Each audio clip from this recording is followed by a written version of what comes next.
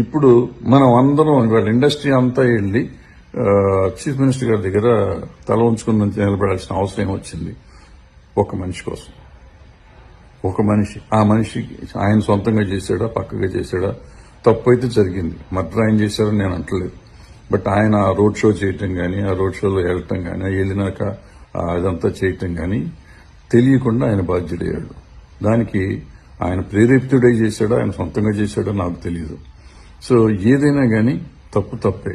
ఈ తప్పు జరిగినాక దాన్ని మళ్ళీ కవర్ చేయడానికి మళ్ళీ కొన్ని అబద్దాలు ఆడటం, ఇవన్నిటితో ఏమైపోయింది, మొత్తానికి ఇండస్ట్రీకి వాళ్ళకి ప్రెస్టేజ్ అయిపోయింది, గవర్నమెంట్కి దీనికి ప్రెస్టేజ్ అయిపోయింది.